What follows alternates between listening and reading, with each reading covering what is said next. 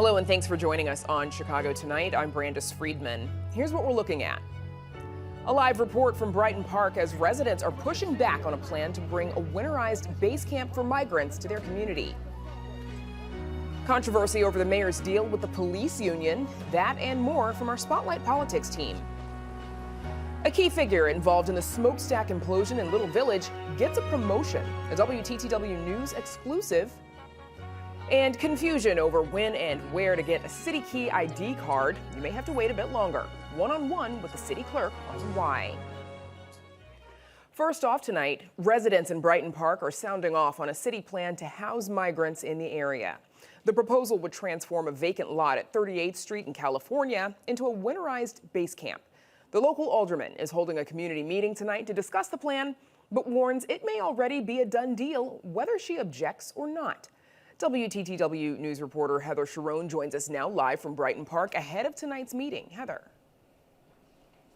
Thanks, Brandis. I'm coming to you live from a classroom at Kelly High School where the auditorium is filling up with people who have questions about what it would mean for their community for a winterized base camp to be built at 38th and California. Joining me now is Alderman Julia Ramirez, who found herself at the center of this controversy.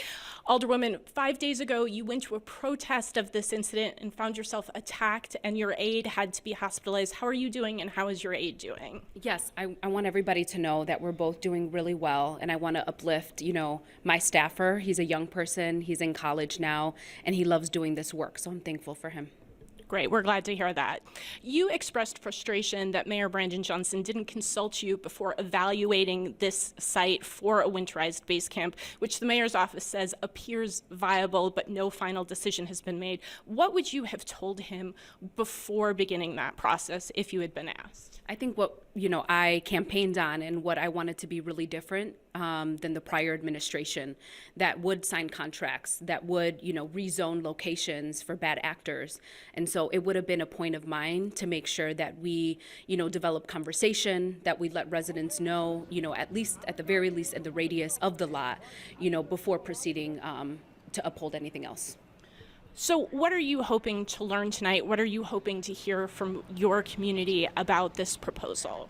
Yeah, well, there's a lot of misinformation. This is actually the first time folks are going to hear from the city. It's been about a week and a half. Folks are very curious as to why there's, trucks on the lot, why there's being work during an assessment. And so I really want to set the record straight, have people, have the city provide facts. And then what I want to hear about the community is that how does this work for everyone? A lot of people feel like we're only thinking about asylum seekers, and I'm here to represent my ward and ask the administration, how are we thinking about Brighton Park? Before the protest sort of erupted, you had asked your community to sort of focus on helping these people, many of whom have come here with not much more than the clothes on the back, and to not fall victim to that sort of anti-immigrant and misinformation that you say is circulating out there. Do you think that is more difficult because the way the process has unfolded here with not a lot of information from the mayor's office? Yeah, I do understand the difficulty of somebody who lives nearby or, a neighborhood who has been disinvested in to feel like, you're overburdening us again and not giving us much back. But what I really want to make clear to residents is that this is a humanitarian crisis. This has happened long before this moment. And, these people have been tossed around. And I think that that's what the governor of Texas wants, is constantly pointing fingers and tossing people around. And I want to stand up for something much greater than that. And I really want to make a point about people deserve a humane and dignified process in order to have a fighting chance in this country. Well, Brandis, we're going to learn a lot more about this proposal in just a little bit, and I'll have a full story later on tonight about that meeting on our website. Back to you. All right, Heather Sharon, thank you. Of course, we'll see you a little bit later in the program for Spotlight Politics. And as Heather mentioned, you can read her coverage of tonight's meeting at WTTW.com/news and follow along with her at the meeting on X, formerly known as Twitter, at Heather Sharon. And now to some more of today's top stories. A key figure involved in the controversial implosion of a smokestack that covered Little Village in a dust cloud has been promoted. WTTW News is the first to report Dave Graham is now in charge of environmental inspections and enforcement with the Chicago Department of Public Health. The move has drawn the ire of some local residents since the botched implosion led to an inspector general report which urged Graham's termination. The report says Graham could have stopped the demolition by informing his bosses of the health risk it posed. A CDPH spokesperson tells us, quote, structural changes now in place will ensure that we are acting collectively to protect the environment and community members going forward. For reaction from local environmental groups, you can visit our website. Future members of Chicago's elected school board could be eligible to get paid for the job under a proposal from state lawmakers. State Senator Robert Martwick and State Representative Cam Buckner introduced a bill that would allow local governments to set salaries for elected school board members. Martwick says paying members in Chicago would allow more people to participate and create a board that's representative of Chicago public schools, students, and families. Every voice in the city of Chicago from every community, especially those that have been, who have bared the burden of disinvestment in their system of education, need to have a say on those boards. And as such, we cannot ask a person who's working 3 jobs to give up one so that they can serve. Otherwise, they can't serve. That's wrong. We need to remove those barriers. Parents and people who work with small children could benefit from having just one state agency for early childhood services. When announcing the plans for the new agency today, Governor J.B. Pritzker explained that state-funded early childhood programs are currently operating under 3 different agencies. For example, early childhood block grants are managed by ISB. Early intervention and home visiting are managed by DHS. And daycare licensing is managed by DCFS. That makes it so much harder for providers and parents to navigate our programs. To start the process of creating this agency, Pritzker's signing an executive order and will work with the General Assembly on legislation in the spring of 2024. Up next, the city clerk changes events where you can get a municipal ID. Her reasons why, right after this. Chicago Tonight is made possible in part by Alexandra and John Nichols, the Jim and Kay Mabey family, the Polk Brothers Foundation, and the support of these donors.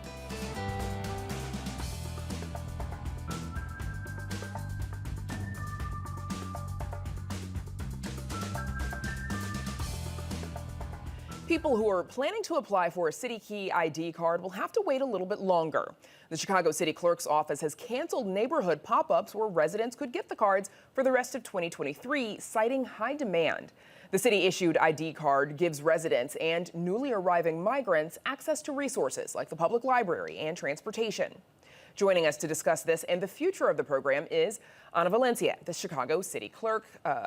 Clerk, thank you for joining us. Thanks for having me. So remind us, if you would, briefly what the CityKey is and how it's useful. Sure. So the CityKey card was founded by actually community advocates 5 years ago. We helped bring it to life. It is a government ID, a library card, transit card, and prescription discount card. It's free. It's also the first government ID in Illinois to allow you to self-identify your gender, marking non-binary or leaving blank. And it's really a card that was supported to help communities like domestic violence survivors, homeless, our youth, LGBTQ, reentry community, and our immigrant community. Why have the mobile city hall events, is what they've been called, the neighborhood pop-ups, why have those events been canceled? So that's where I want to make sure that everyone is aware of. They have not been canceled. We still have 24 events scheduled for this year. So I think the confusion are 2 things. So we run a program that's CityKey, and we have our mobile events that we've had 180 of them this year already, or we'll have 180 of them by the end of this year. And then we have our mobile city hall events. So our mobile city hall events are 23 basically mini resource fairs where we bring other departments, our CityKey and our city sticker program, dog licensing, residential parking passes, to different regions around the city. So that's a different program. That runs from May until October, and we've done that since 2019. The CityKey pop-up and being at community-based organizations as well as shelters that we're doing now for the new arrivals, we still have 24 of those events scheduled for this year. And those 24 that are scheduled, those are specifically through community partnering organizations, correct? Yes, and our shelters. So since last August, we've been with the new arrivals. We've been working really closely with Department of Family and Support Services and the state to go to these shelters so that people don't have to come to us. We want to meet them where they are. That's the beauty of the CityKey card program. And as we talk about the future of CityKey, we've always had a high demand. Even before the new arrivals started coming, we've had more events than we can actually get to, which is why this year in our budget, we're asking for additional dollars to innovate this program, make it more accessible and build capacity through an appointment system, and also making sure on an online platform you could get a CityKey, get it online, and have it sent to you directly at home. So you mentioned obviously the increase. Your office reports the number of people who have been applying for CityKey IDs has risen exponentially in the last 3 years, from just under 8,900 in the year 2021 to more than 22,000 this year already. And you said that increase was happening before the new arrivals began arriving. What Yes. do you think is driving this increase? Well, first, in our first year, which you don't have those numbers, in 2018, we had 24,000 CityKeys that we did that year. So there was a demand before this even happened, this humanitarian crisis. And I just want to tell folks watching, this is a humanitarian crisis that we're having. When I'm on the front lines, on the ground, I'm seeing other moms. I have a 3-year-old daughter. And I saw a family with a 3-year-old daughter come through last year that went through the jungle, went through multiple countries to be here. And it breaks my heart that we need to make sure that people see the humanitarian and the human side of this, that yes, this is a resource that we can give with CityKey, but as a welcoming city in Chicago, we really cannot paint them as other. They're human beings here, just like all of us, looking for services. And as a mom, I just want to plead out there that these are families that we need to help. And so we're doing everything we can, even with limited resources and exhaustive resources, and frankly, exhausted team members, because we only have a team of 5 in-house, and we have some delegate agencies that are supporting this effort. You mentioned, of course, that these events will be through your community partners and through the shelters. Are some of those shelters where some of the migrants are being sheltered, and they would also have access to those events that you're having? Absolutely. Again, since August, we've been working closely with the city and the state at all of their shelters to make sure that we can be there. Now, we can't service everyone as of tomorrow, but we are getting to them over the next few weeks.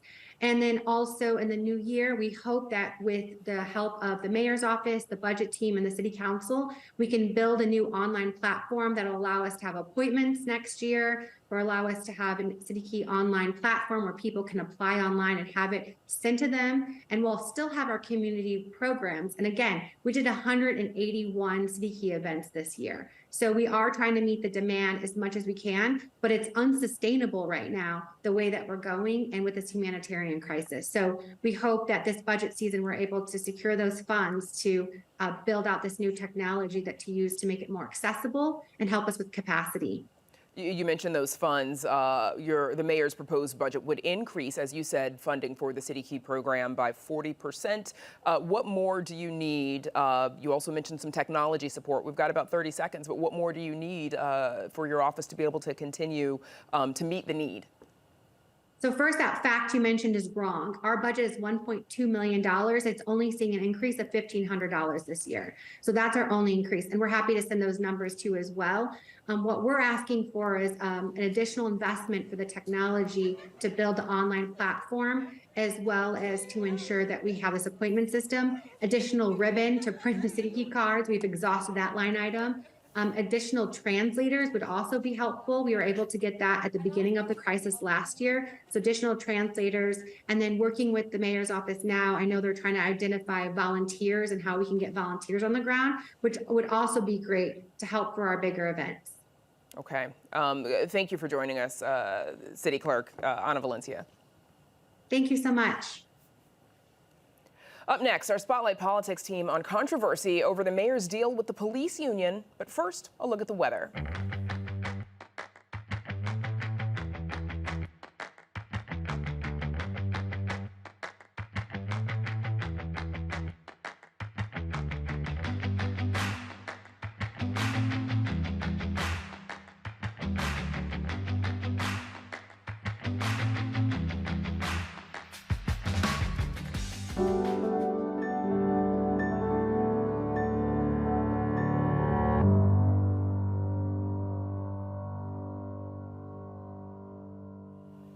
Mayor Brandon Johnson asked City Council to reject a key part of an agreement that he negotiated with the Fraternal Order of Police just days ago. Superintendent Larry Snelling vows to rid the department of officers with ties to extremist groups, and Illinois lawmakers return to Springfield for veto session. Here with all that and more is our Spotlight Politics team, the whole gang: Heather Sharon, Amanda Vinicki, and Paris Schutz, coming to you from a lot of different places. Heather, I want to come to you first because you've written about the changes to the CityKey program. Clarify for us, if you would, what we just heard from City Clerk Ana Valencia on that. So what happened is that there are mobile city hall events, which is migrants and all Chicagoans' best chance to get a city key. And those are the events that have been canceled through the end of the year. There was one event that was started to take place in early October. 1,000 people showed up, and the clerk made the decision in consultation with the Chicago Police Department to cancel that event. The other two events scheduled in October were also canceled, just knowing that they could not handle the influx. Now, as she said on the program, smaller events that are not open to the public will continue, but that will be catch as catch can for migrants who desperately need this ID and to start putting down roots in Chicago. Okay, Heather, thank you. Now, also, there was some news late last night that the mayor asked the city council to reject a key part of an agreement that he just brokered with the Fraternal Order of Police a few days ago, as we said. Heather, what's the change up there? Well, part of this agreement would really upend the way police disciplinary cases have been handled when the recommendation is either termination or a suspension of more than a year. Now, that now has to be approved by the Chicago Police Board. The current agreement would end that practice and allow officers to choose to have their punishment decided behind closed doors. Mayor Brandon Johnson late last night asked the city council to reject that provision, and what that means for the entire deal is really unclear. The mayor's office says they're going to submit 2 proposals to the city council. They hope that the full deal that includes raises and bonuses for Chicago police officers will pass, and this specific piece with the arbitration and the police board will fail, forcing both sides back to the table.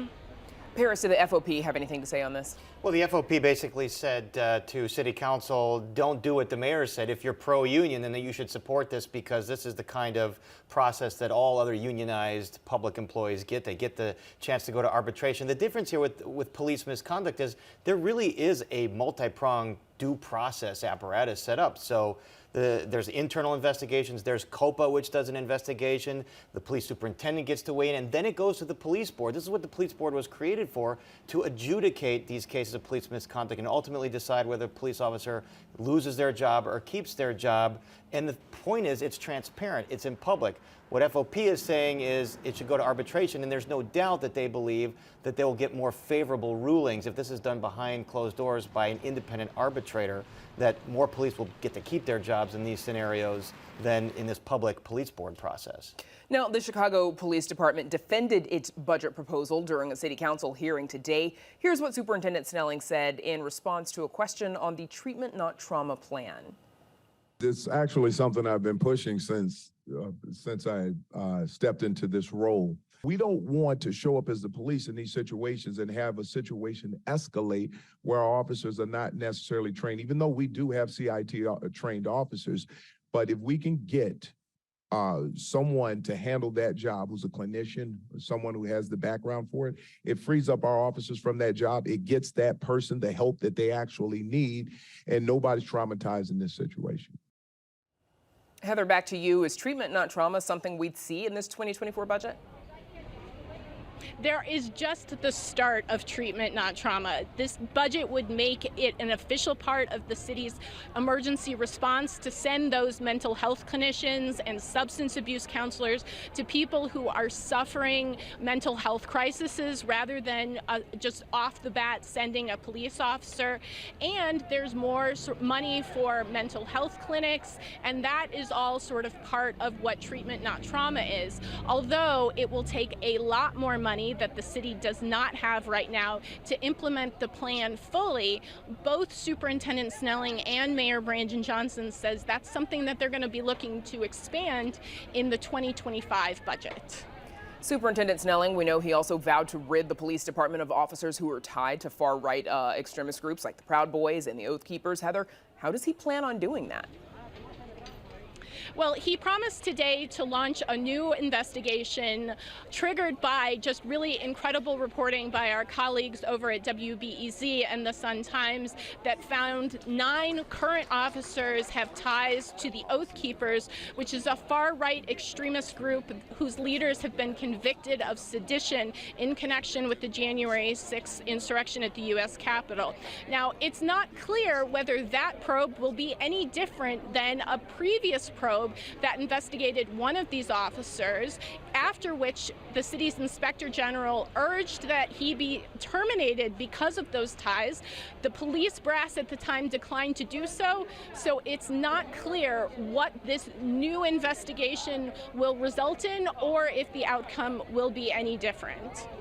Paris, is this, a shift in attitude when it comes to addressing extremism in the department? Because we can all think back to Mayor Lightfoot defending the decision to not fire an officer who had ties to the Proud Boys. Well, I don't know if it really is, because it's not as if Mayor Lightfoot wanted folks with extremist tie there, but I think as a lawyer, she understood that her hands were tied. At that time, that internal investigation determined they weren't sure what rule that this violated, and I'm not sure what's changed now. The city might be in tricky legal territory here because, yes, that's excellently reported work by the Sun-Times and WBEZ, but as you see in that story, the officer's saying, well, I signed up for an organization that I didn't know it was this. I didn't know it was going to do sedition, basically, and they can use that kind of plausible deniability, and then the city's going to spend millions of dollars in arbitration here because we just talked about how hard it is to fire a police officer. So I really don't know what kind of legal ground the city is on. I think they'll spend millions of dollars arbitrating these cases. And finding out, as we discussed, on arbitration. So, Amanda, we know that we have got you joining us from Springfield, where you're covering the veto session that just began. Is it common for Governor Pritzker to veto an item? No, it's not really, and that's why you only really have a handful of measures that the governor has rejected. Why is that? Well, it's because the legislature is in control of Democrats, and as we all know, Pritzker, very much a Democrat. Of course. Now, what is the outlook for the bills that Pritzker has vetoed? So I'll just focus on a couple of them, Brandis. The two that are getting a lot of attention. One would decide whether Illinois will lift a moratorium on the building of new nuclear plants. The governor vetoed a measure that would lift that moratorium. He says that he would be okay with some types of nuke plants, but not all of them. We will see whether Illinois accepts that or whether they decide to override the veto or potentially go with a new plan that, again, would bring more nuclear power to the state. Illinois, already the largest producer of nuclear energy in the nation. And then another one, well, this is something that would be of interest to Cook County residents, and that's because it affects their property taxes. This has to do with a measure that would reduce the property tax burden for most nursing homes in Cook County, and that's something that these facilities say is necessary, as well as the union, where a lot of the workers are employed that work for these nursing homes, and they say it's necessary in order for them to staff up and better take care of patients and residents. But the Cook County assessor and a lot of municipalities in Cook County say, oh no, because if there is one entity that gets its property tax burden lessened, that means it's spread out among all the rest of us. So earlier today, Illinois House Speaker Emanuel Chris Welch spoke about his bill to allow legislative staff to unionize. Want to know why I can relate to the working person? Because I saw him in my house every day. To categorize me as someone who doesn't believe in workers' rights, you're not talking about the right person. I believe in workers' rights. For my dad, for my staff, and for every Illinoisan across this state. Amanda, what would this mean for legislative workers?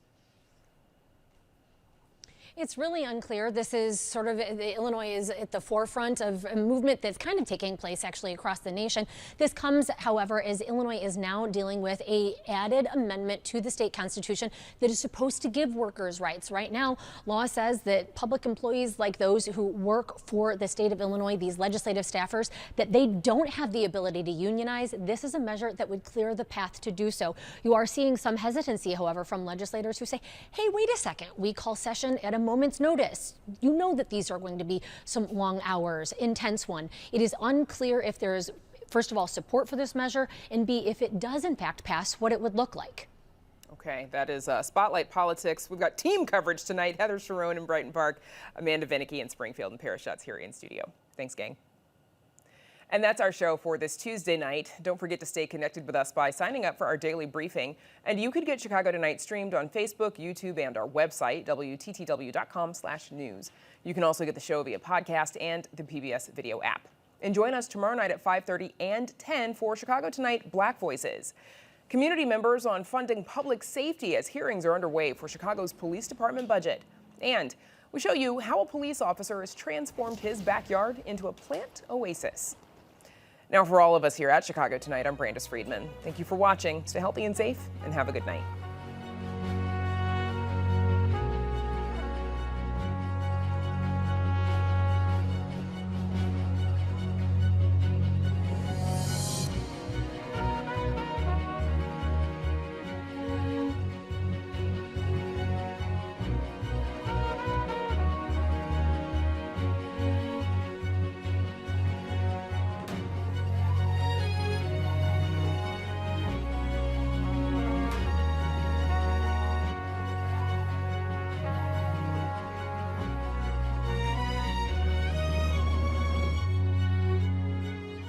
Closed captioning is made possible by Robert A. Clifford and Clifford Law Offices, a Chicago personal injury and wrongful death firm whose attorneys embrace a culture of philanthropy and service by volunteering their time, expertise, and guidance to help others in the greater Chicago community.